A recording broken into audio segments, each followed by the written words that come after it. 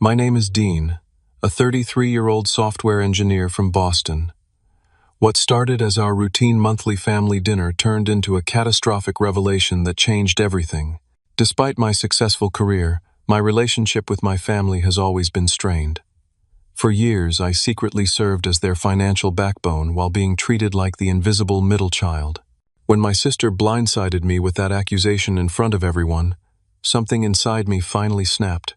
Before I dive into how my family dinner turned into financial chaos, let me know where you're watching from and hit that like and subscribe button. Trust me, you'll want to stick around for what happened next. Growing up as the middle child in our family of 5 was never easy. My parents, Robert and Linda, always seemed to have their attention pulled in directions away from me. My older sister, Amanda, 3 years my senior, held the coveted position of golden child from the moment she was born. My younger brother, Ryan, came 5 years after me, instantly becoming the baby of the family who could do no wrong despite his constant troubles. Our childhood home in suburban Massachusetts wasn't exactly filled with financial stability. Dad worked as a sales manager at a local furniture store, and Mom picked up part-time administrative jobs between raising us kids. They struggled to make ends meet, with frequent arguments about bills happening behind closed doors that weren't quite thick enough to muffle their voices. Amanda received the lion's share of parental attention and resources: dance lessons, private tutoring when she struggled with math, and even a car for her 16th birthday that they definitely couldn't afford. She grew accustomed to getting what she wanted through a combination of charm, manipulation, and tantrums when necessary. My parents nurtured this entitlement, constantly praising her mediocre achievements while overlooking her selfish behavior. Ryan took a different approach to family dynamics. By the time he reached middle school, he had perfected the art of rebellion. Skipping classes, minor brushes with the law for vandalism, and a rotating cast of questionable friends kept my parents in a constant state of worry. Their concern translated to attention, which seemed to be exactly what Ryan wanted. Each new crisis meant emergency family meetings, therapist appointments, and exceptions made to rules that I was expected to follow without question. Meanwhile, I became the responsible one by default. When I was 12, I started mowing lawns in the neighborhood to have my own money. By 15, I was working weekends at the local grocery store. I watched as my hard-earned cash sometimes mysteriously disappeared from my dresser drawer, only to find my mother had borrowed it for some family emergency. Dean is so self-sufficient, my mother would tell relatives with pride in her voice, as though my independence was a personality trait rather than a necessity born from neglect. School became my refuge and future escape plan. I poured myself into academics, earning scholarships that my parents took credit for through their excellent parenting. Working 30 hours weekly while maintaining a 4.0 GPA wasn't easy, but I understood early that no one would build my future except me. I graduated with a computer science degree from Boston University and landed a job at a tech startup. The day I moved into my own apartment was the first time I felt I could breathe freely. The physical distance helped maintain sanity, but old family patterns remained. The calls began within 3 months of my new job. Dad needed help with a medical bill. Mom's car required emergency repairs. Amanda was short on rent for her luxury apartment. Ryan needed bail money. I sent what I could, telling myself it was temporary while they got back on their feet.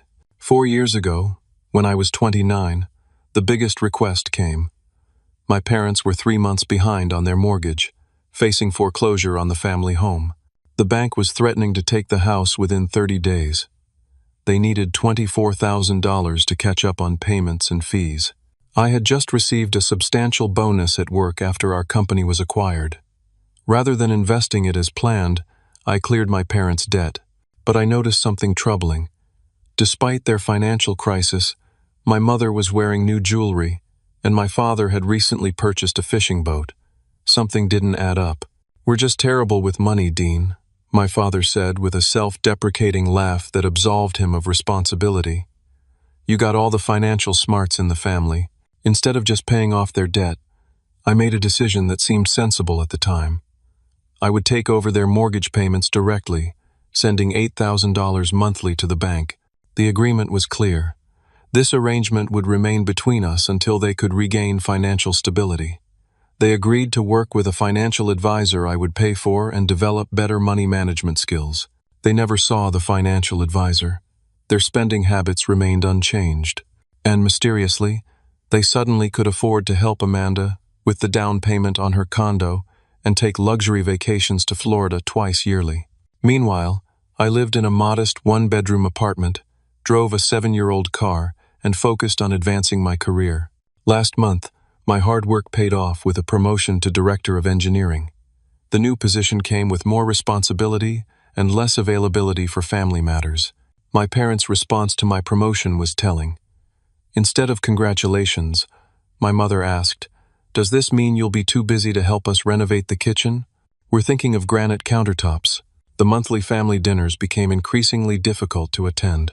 Each one featured some new purchase they had made, Amanda's latest shopping spree, or indirect comments about my absence from family functions due to work commitments. Yet no one seemed to notice or care that I was single-handedly keeping the roof over their heads. As the fateful dinner approached, I had been contemplating having a serious conversation with my parents about their financial dependence. I never expected Amanda would force the issue in the most public and humiliating way possible. The text message from my mother arrived 3 days before our monthly family dinner. "Don't forget, dinner at 6 on Sunday. Amanda has exciting news to share." I sighed, already feeling the familiar knot of tension forming in my stomach. These dinners had become elaborate performances where we all pretended to be a functional, loving family. I considered making an excuse, but knew it would only result in a barrage of guilt-inducing messages. Sunday afternoon arrived too quickly. I stopped at an upscale bakery to pick up an expensive cheesecake that would likely receive nothing more than a cursory thank you. This had become our routine. I brought high-end desserts that cost $50 or more, while my contributions to the family remained unacknowledged. Driving to my childhood home in the suburbs took 40 minutes from my apartment in the city. Each mile added to my anxiety. I rehearsed neutral topics of conversation and prepared responses to inevitable questions about my love life and work hours. I pulled into the driveway behind a brand-new white Mercedes SUV that I immediately recognized as Amanda's latest acquisition. Next to it sat my father's fishing boat and my mother's 2-year-old sedan. The contrast with my practical 7-year-old Toyota was stark. "Dean, you finally made it." My mother greeted me at the door with a quick hug that felt more obligatory than affectionate. Her wrist jangled with a new charm bracelet I hadn't seen before. "Traffic was heavy," I explained, though I had actually been exactly on time. Being accused of lateness was just part of the routine. The house looked different. The living room furniture had been replaced since my last visit a month ago. An enormous sectional sofa in butter-soft leather dominated the space, and a new 70-inch smart television hung on the wall. These were not the purchases of people struggling financially. "Do you like our new additions?" my father asked, emerging from the kitchen with a beer in hand. "Your mother deserves nice things after all these years." He offered me a brief handshake instead of a hug. "It looks great," I replied neutrally, handing him the bakery box. I brought dessert. "Oh, another cheesecake," my mother said with mild disappointment, as though I'd brought something ordinary rather than a gourmet creation that cost more than most people spend on an entire meal. Amanda brought homemade cookies. She's become quite the baker. Speaking of Amanda, she emerged from the kitchen looking like she had just stepped out of a fashion magazine. Designer jeans, a silk blouse, and jewelry that caught the light with every movement. "Little brother," she exclaimed with exaggerated enthusiasm, air-kissing near my cheeks. "So glad you could fit us into your busy schedule." "Wouldn't miss it," I replied automatically. "Is Ryan coming?" My mother's expression tightened. "He called at the last minute. Apparently his girlfriend surprised him with concert tickets. You know how Ryan is." I nodded, unsurprised. Ryan's absences were frequent and forgiven, while mine were treated as personal affronts to the family. "Come see what Amanda brought us," my father said, leading me to a display cabinet where a pair of crystal decanters now Saturday. "Aren't they beautiful? She knows exactly what we like." "They're very nice," I acknowledged, wondering how much they had cost, and if Amanda had purchased them with her own money or if my mortgage payments were indirectly funding these gifts. "Dean, help me in the kitchen," my mother commanded rather than asked. Once we were alone, the interrogation began. "How's work? Are you still working those terrible hours?" "It's not healthy, you know."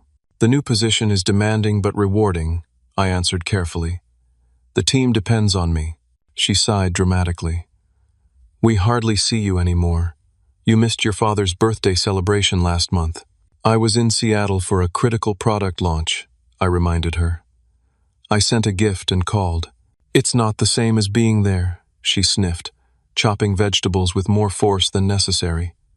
"Amanda rearranged her entire schedule to be here. She's such a devoted daughter." I bit my tongue, refraining from pointing out that Amanda's job as a part-time yoga instructor likely offered more flexibility than my role leading a team of 40 engineers. Dinner was served with the usual fanfare. My mother's pot roast, mashed potatoes, and vegetables arranged perfectly on their new china plates. Another recent purchase, I noted. "Before we eat," Amanda announced, holding up her wine glass, "I have exciting news." She paused for dramatic effect. "I put a deposit down on a vacation property in Cape Cod. It's a charming little cottage near the beach. You'll all have to come stay once it's furnished." My parents erupted in applause and congratulations. My father raised his glass. "To Amanda, always achieving her dreams and bringing joy to this family." I forced a smile and joined the toast, wondering how a part-time yoga instructor could afford a second home in one of the most expensive beach areas in Massachusetts. Something didn't add up. "And what about you, Dean?" my mother asked as an afterthought. "Anything new with you?" "My promotion became official last week," I said. "I'm now directing the entire engineering division." "That's nice," my father replied without enthusiasm. "More hours at the office, I suppose?" And just like that, my achievement was dismissed, while Amanda received another 10 minutes of questions and praise about her vacation home purchase. The pattern was so predictable, it would have been funny if it wasn't my life. As we ate, the conversation drifted toward household expenses. My father mentioned the rising cost of property taxes, and my mother lamented the price of groceries, all while sitting surrounded by their brand new furniture and renovations. "We're thinking of redoing the bathrooms next," my mother mentioned casually. "The master bath needs a complete overhaul with one of those walk-in showers." I focused on my food, calculating the cost of such a renovation and comparing it to the $8,000 I sent them monthly. The math didn't add up unless they were saving absolutely nothing from their own incomes. "Dean, will you be at the family reunion next month?" my mother asked, suddenly. "Everyone was asking about you at the last one." "I wasn't aware there was a reunion planned," I replied honestly. My mother's expression turned hurt. "I told you about it months ago. Amanda has been helping me plan everything. She's even making personalized gift baskets for all the relatives." "Sorry, I don't remember you mentioning it," I said, though I was certain she had never told me. "That's because he's always working," Amanda interjected with feigned concern. "Poor Dean, married to his job with no time for family." The table fell silent for a moment. I could feel the tension building, the familiar dynamics shifting into place. My father cleared his throat, about to say something, when Amanda placed her fork down deliberately. "Actually," she said with a smile that didn't reach her eyes, "I've been meaning to talk to you about something, Dean." And that's when everything changed. Amanda's fingers tapped against her wine glass, a habit she'd had since childhood when preparing to say something particularly nasty.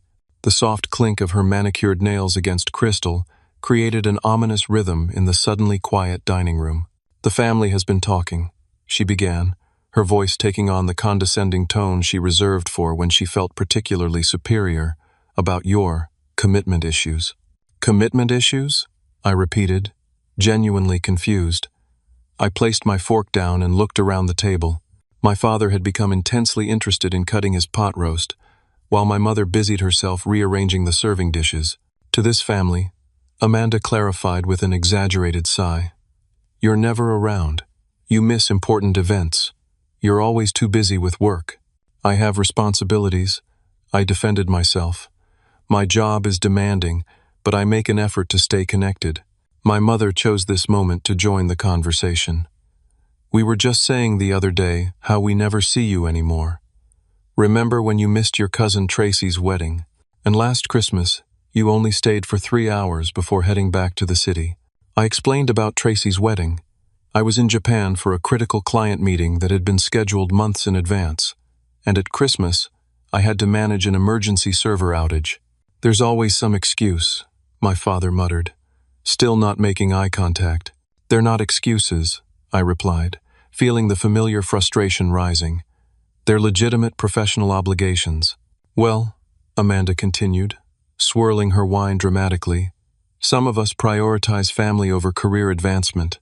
The hypocrisy was staggering. Amanda, who had borrowed money from our parents for years without repayment. Amanda, who had moved back home twice after failed relationships, expecting to be taken care of. Amanda, who worked 20 hours a week and spent the rest of her time at boutique fitness studios and shopping malls. I think we have different definitions of family commitment, I said carefully. What's that supposed to mean? Amanda's eyes narrowed dangerously. Nothing, I backpedaled, not wanting to create a scene, just that we contribute in different ways. My attempt to diffuse the situation only seemed to ignite Amanda's determination. She straightened in her chair, placing both hands flat on the table. Contribute? She repeated, her voice rising slightly. That's interesting wording, Dean, because from where I'm sitting, you don't contribute much at all. My father cleared his throat uncomfortably. Amanda, maybe now isn't the time. No, Dad, she interrupted. We've all been thinking it. Someone needs to say it. She turned back to me, eyes glinting with triumph. When was the last time you helped Mom and Dad with anything? When was the last time you showed up for a family workday or helped with house projects? I live 40 minutes away and work 60-hour weeks, I reminded her. Excuses, she dismissed with a wave of her hand. I live 30 minutes in the opposite direction, and I still make it here every weekend to help. My mother nodded in agreement. Amanda redid the entire garden last spring, and she helped your father install the new ceiling fans. I bit my tongue to avoid pointing out that gardening and basic home improvements were hardly equivalent to the financial support I provided. The conversation was following a familiar script, until Amanda decided to escalate. You know what, Dean? I'm just going to say what Mom and Dad are too nice to tell you. She leaned forward, her voice dropping to a theatrical near whisper. They're disappointed in you. I felt a cold weight settle in my stomach. Despite everything, despite knowing how my family operated, the words still hurt. Is that true? I asked, looking directly at my parents. My father shifted uncomfortably. My mother became fascinated with her napkin. They would never say it, but yes, Amanda continued, clearly enjoying her role. You've become so wrapped up in your fancy job and city apartment that you've forgotten where you came from. I haven't forgotten anything, I said quietly. Oh, really? Amanda's voice took on an edge. When was the last time you contributed anything meaningful to this family? Dad needed help with the property taxes this year. Where were you? Mom needed a new car last year. Who helped her figure out the financing? Me. It's always me picking up your slack. I stared at her, momentarily speechless. The property taxes she mentioned, paid with money I had provided. The car financing. Possible because I had been covering the mortgage, freeing up their income for other purchases.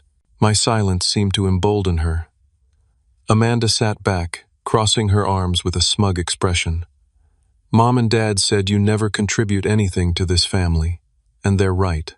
To my astonishment, my father nodded slightly, and my mother had the audacity to add, We do wish you were more present, Dean. Amanda, seeing their reaction, turned to me with a triumphant smile. She actually began to slow clap, which my parents joined after a moment's hesitation. The sound of their applause filled the dining room, a surreal soundtrack to my growing anger. Well? Amanda prompted when I didn't immediately respond. Nothing to say for yourself? In that moment, something shifted inside me. 4 years of paying their mortgage while being treated as the family disappointment. 4 years of enabling their financial irresponsibility while receiving criticism for my work ethic. 4 years of silent resentment that had been building toward this very moment.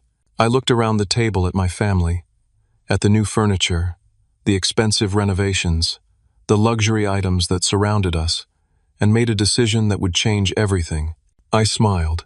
Perfect, I said, maintaining my smile while reaching for my water glass.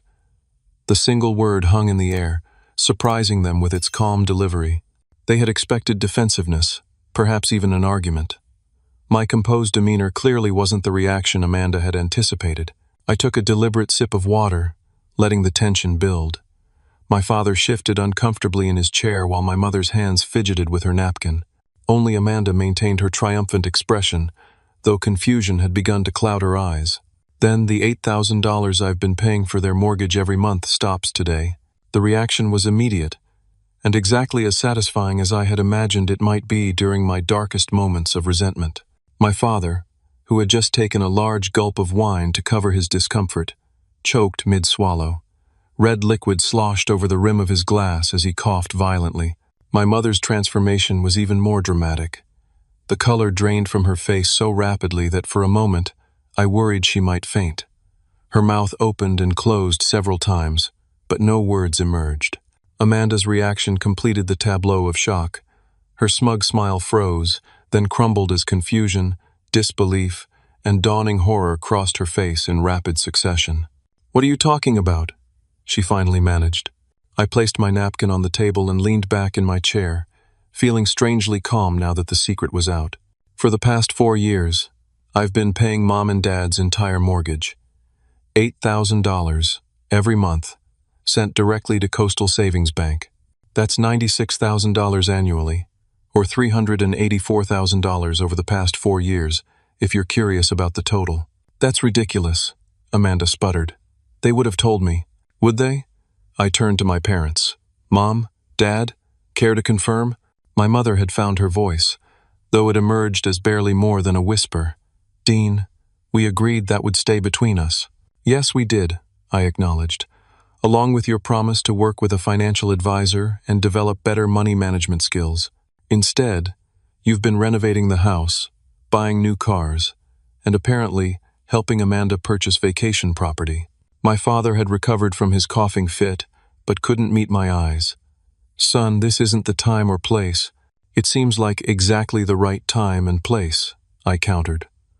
"Amanda just announced to everyone that I don't contribute to this family, with your apparent blessing. I think the fact that I've been saving you from foreclosure for 4 years is relevant information." "Foreclosure?" Amanda repeated, her voice rising. "What foreclosure?" I turned to her. 4 years ago, Mom and Dad were 3 months behind on mortgage payments. The bank was about to take the house. They called me in tears, and I paid the $24,000 they needed to catch up. "We were going through a rough patch," my mother interjected defensively. "A rough patch caused by chronic financial mismanagement," I corrected. "Dad had bought a boat. You had joined that expensive country club. The credit cards were maxed out. Rather than just bailing you out, I agreed to take over the mortgage payments with the understanding that you would learn to live within your means."